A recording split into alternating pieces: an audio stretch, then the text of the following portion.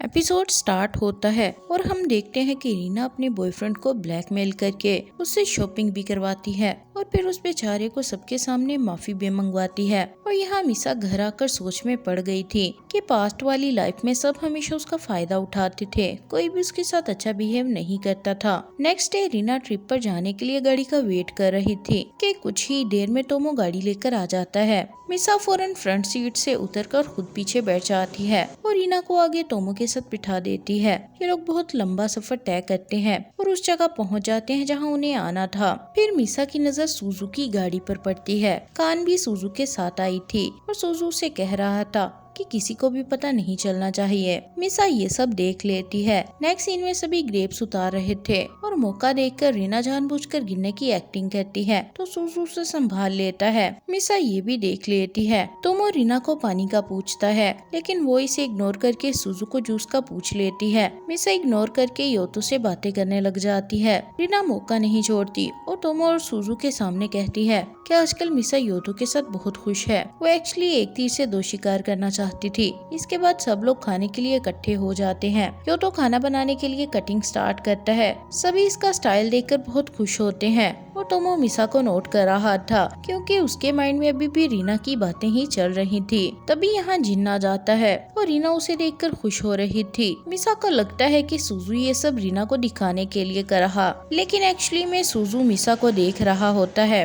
अब खाना बनकर रेडी था और सब आज के लिए टोस्ट करते हैं। रीना सबके सामने मिसा को मैरिज के लिए कांग्रेट्स करती है। सुजू सुनकर शॉक हो जाता है। फिर रीना ये शो करवाती है कि गलती से उसके मुंह से निकल गया क्योंकि तोमो और मिसा ने अभी किसी को नहीं बताया था। मिसा को बहुत गुस्सा आता है लेकिन वो कुछ नहीं कहती और रीना इसकी ये हालत देखकर खुश हो जाती है। मिसा ग्रेप्स को वॉश करने के लिए साइड पर आती है तो सुजू भी आ जाता है और उसकी हेल्प करने लगता है। वो मिसा से पूछता है कि क्या तुम तोमो से प्यार करती हो। मिसा जवाब नहीं देती तो ये कहता है कि क्या तुम वाकई उससे शादी करना चाहती हो। मिसा अपना सारा गुस्सा इस पर उतार देती है और कहती है कि तुम होते कौन हो मुझसे इस तरह की बात पूछने वाले, तुम्हारा इससे कोई मतलब नहीं, तुम सिर्फ कान का ख्याल रखो, मुझे पता है कि तुम दोनों डेट कर रहे हो। सुजू ये सुनकर हैरान हो जाता है। मिसा कहती है कि मुझे नहीं पता था कि तुम एक टाइम पर 4 लड़कियों को चीट करते हो। मिसा गलत बातें करते जा रही थी। सुजू इसे बताता है कि कान मेरी छोटी बहन है। मिसा सुनते ही हक्की बक्की रह जाती है। फिर वो बताता है कि हमारे डैड नहीं चाहते कि कंपनी में किसी को पता चले, इसलिए हम इस बात को छुपा रहे थे। फिर ये उसे फैमिली फोटो भी दिखाता है। मिसा सब देखते ही मिसबिहेव के लिए सॉरी करने लग जाती है। अब दोनों एक बेंच पर बैठे होते हैं। सुजू कहता है कि क्या तुम्हें पता है कि ग्रेप्स को कैसे खाया जाता है। ये नहीं में जवाब देती है तो सुजू बताता है कि गुच्छे में सबसे ऊपर वाले ग्रेप्स सबसे मीठे होते हैं, फिर सेंटर वाले कम मीठे और आखिर में नीचे वाले खट्टे मीठे होते हैं। मिसा ने ये सब पहली बार सुना था। अब वो भी ट्राई करती है तो वाकई ऐसा ही होता है। मिसा काफी हैरान थी और सुजू प्यार से उसे देख रहा होता है। तब इन दोनों को इकट्ठे बैठे हुए रीना भी देख लेती है। अब सभी घर वापस आने के लिए रेडी हो जाते हैं। रीना सुजू के साथ बैठने का कह देती है और मिसा को फिर से तोमो के साथ बैठना पड़ता है। ये गाड़ी में बैठी सोच रही होती है कि क्या सुजू जैसा कह रहा था